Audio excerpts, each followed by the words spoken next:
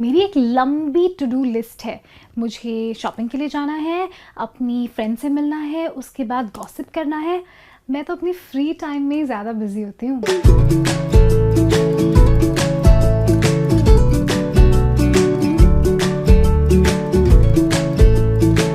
Hello and welcome to this lesson. मेरा नाम है रीमा और आज हम सीखेंगे कि आप अपनी फ्री टाइम के बारे में कैसे बातें कर सकते हैं, और वो भी इंग्लिश में।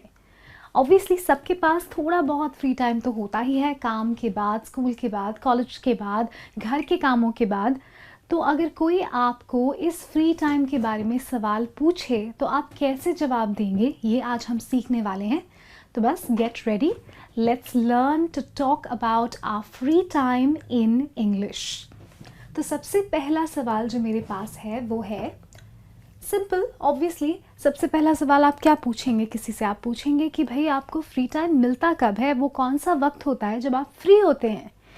तो इसको आप इंग्लिश में कहेंगे when do you get free time. अब जब भी हम व्हेन इस शब्द का इस्तेमाल करते हैं उसका मतलब होता है हम वक्त के बारे में पूछ रहे हैं, वो कौन सा वक्त होता है जब आप फ्री होते हैं। So the question in English goes when do you get free time. और आपका जवाब होगा आपके अकॉर्डिंग। तो जब आपको फ्री टाइम मिलता होगा, जैसे कि कुछ लोगों को दोपहर में फ्री टाइम मिलता है, कुछ लोगों को शाम को मिलता है, कुछ लोगों को सिर्फ छुट्टियों के दिन मिलता है, तो आपका जो जवाब होगा वो आपके अकॉर्डिंग होगा। तो मैंने यहाँ पे कुछ जवाब लिखे हुए हैं। सबसे पहला जवाब है I am free in the evenings. अब आई एम को मैंने अपॉस्ट्रोफी यूज़ करके आई एम करके लिखा हुआ है, और ये अक्सर यूज़ किया जाता है इंग्लिश में, तो आप इसकी आदत डाल दीजिए। आई am free in the evenings, इसका मतलब है कि मैं शाम को फ्री होती हूँ, क्योंकि इवनिंग्स का मतलब होता है शाम। अक्सर जो लोग काम करते हैं दिन भर, उनको शामें ही मिलती हैं फ्री टाइम के तौर पर। तो अगर आपका भी ऐसा ही कुछ हाल है कि आप दिन भर काम करते हैं और शाम को फ्री होते हैं, तो आप कह सकते हैं आई am free in the evenings. अगला जो जवाब मैंने लिखा हुआ है वो है I am free on weekends. अब ये वीकेंड क्या होता है? कुछ लोग होते हैं जो मंडे टू फ्राइडे हफ्ते के 5 दिन काम करते हैं, और शनिवार रविवार या सैटरडे संडे उनको फ्री होता है या ऑफ होता है। तो सैटरडे संडे की जो छुट्टी होती है, 2 दिन मिलाकर जो छुट्टी होती है, उसे हम वीकेंड कहते हैं। वीक एंड मतलब वीक का एंड या वीक का अंत। मतलब वीक माना जाता है कि मंडे को शुरू होता है और जाके संडे को ख़त्म होता है। तो सैटरडे संडे वीक के 2 लास्ट डेज हुए, इसलिए हम उनको वीकेंड कहते हैं। तो अगर आपका ऐसा हाल है कि मंडे टू फ्राइडे आप पूरा दिन काम करते हैं, शाम को भी फ्री नहीं होते, तो आपका जवाब हो सकता है I am free on weekends. मतलब I am free on Saturday and Sunday. और कुछ लोग होते हैं जो सिर्फ छुट्टियों के दिन फ्री होते हैं। तो जैसे कोई नेशनल हॉलिडे हुआ, कोई फेस्टिवल का हॉलिडे हुआ, तो वो लोग कह सकते हैं आई एम फ्री ऑन हॉलिडेज़। अब यहाँ पर इन 2 शब्दों की तरफ ध्यान दीजिए। ये है इन और ये है ऑन। इन दोनों शब्दों को कहा जाता है प्रेपोजिशंस। तो आपको बेसिकली आई एम फ्री ये कहकर उसके आगे प्रेपोजिशन जोड़ना है और फिर कहना है वो कौन सा वक्त है जहाँ पर आप फ्री होते हैं। जैसे यहाँ पर हमने बोला है I am free in the evenings, और यहाँ पर हमने बोला है I am free on weekends. या फिर अगर आपको कहना है कि हम छुट्टियों के दिन फ्री होते हैं, तो आप कह सकते हैं आई एम फ्री ऑन हॉलीडेज़। तो बस आई होप कि आपको पता चल गया होगा कि अगर कोई आपसे इंग्लिश में पूछे when do you get free time, तो आप जवाब कैसे देंगे। जो होम मेकर्स होती हैं, लेडीज़ जो दिन भर घर में रहती हैं और घर ही से काम करती हैं, उनको शायद दोपहर के वक्त थोड़ा वक्त मिलता होगा अपने लिए एज फ्री टाइम। वो कह सकती हैं आई am free in the afternoons. तो ऐसे बहुत से जवाब हो सकते हैं, तो आप अपने तरीके से अपने अकॉर्डिंग जवाब दे सकते हैं।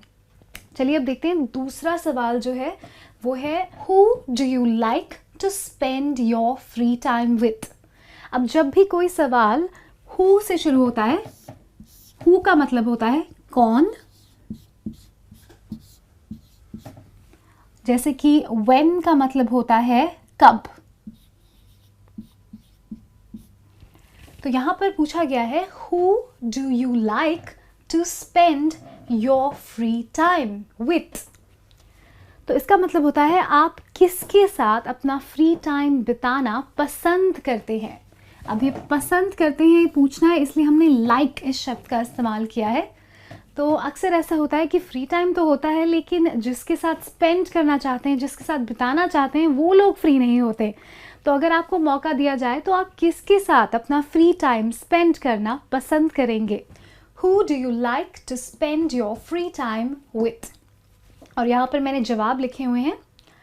I usually spend my free time with, और आगे आप उस पर्सन के बारे में कह सकते हैं जिसके साथ आप फ्री टाइम स्पेंड कर सकते हैं, जैसे कि आपकी फैमिली हो सकती है, आपके बच्चे हो सकते हैं, आपके फ्रेंड्स हो सकते हैं। तो आप इंग्लिश में कैसे कहेंगे इस बात को? आप कहेंगे I usually spend my free time with family, या फिर फ्रेंड्स। अब यहाँ पर हमने यूजुअली ये वर्ड यूज़ किया है। यूजुअली का मतलब होता है ज़्यादातर।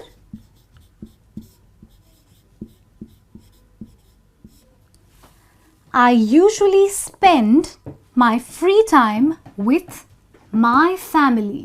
तो यहाँ पर आप my लिखेंगे, या my friends, या फिर अगर आप अपने बच्चों के साथ अपना फ्री टाइम बिताते हैं ज़्यादातर तो आप कहेंगे my children।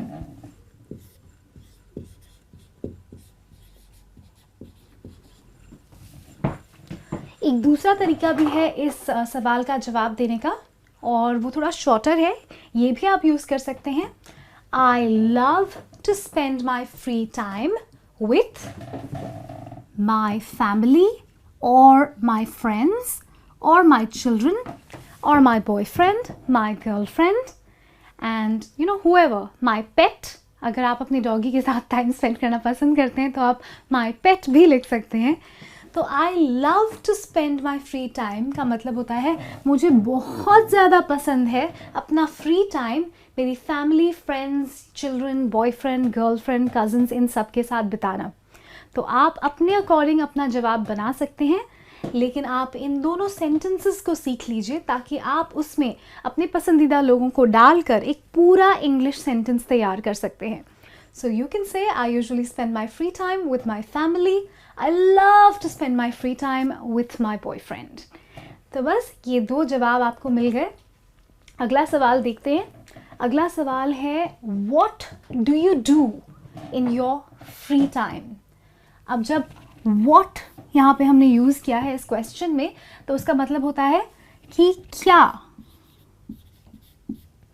वो क्या है जो आप करते हैं अपने फ्री टाइम में। What do you do in your free time? अब इसके भी बहुत सारे जवाब हो सकते हैं, बिकॉज अलग अलग लोग अलग अलग चीज़ें करना पसंद करेंगे ऑब्वियसली। तो मैंने कुछ जवाब अपने हिसाब से लिखे हुए हैं यहाँ पे। सबसे पहला जवाब I play tennis। बहुत ही सिंपल है, यहाँ पे हमने प्ले यानी कि खेलना ये वर्ब यूज़ किया है। I play tennis मतलब मैं टेनिस खेलती हूँ अपने फ्री टाइम में। सेकंड जवाब है I go for a swim मतलब मैं एक स्विम के लिए जाती हूँ, तैरने जाती हूँ। अगर इसी सेंटेंस को आपको शॉर्ट में देखना है तो आप ये भी कर सकते हैं कि आप कह सकते हैं I swim। ये भी बिल्कुल करेक्ट है और शॉर्टर है, ईजियर है। I go for a swim यानी कि मैं तैरने जाती हूँ, या फिर I swim मतलब मैं तैरती हूँ। स्विम का मतलब है तैरना।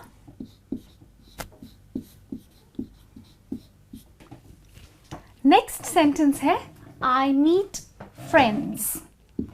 अब meet इस वर्ब का मतलब होता है मिलना, और फ्रेंड्स का मतलब तो आप जानते ही हैं। तो मैं अपने फ्रेंड्स से मिलती हूँ, यही इस सेंटेंस का मीनिंग है। और कुछ लोगों को ये करना भी पसंद आता है, जो मैंने फोर्थ रिप्लाई लिखा हुआ है, और वो है I go for a movie यानी कि मैं फिल्म के लिए या मूवी के लिए जाती हूँ। गो का मतलब है जाना, और मूवी, फिल्म, ये सब तो आप जानते ही हैं। इसी सेंटेंसेस को आप दूसरे तरीके में भी बोल सकते हैं। आई गो फॉर अ मूवी के अलावा आप कह सकते हैं I watch a movie. Watch का मतलब होता है देखना।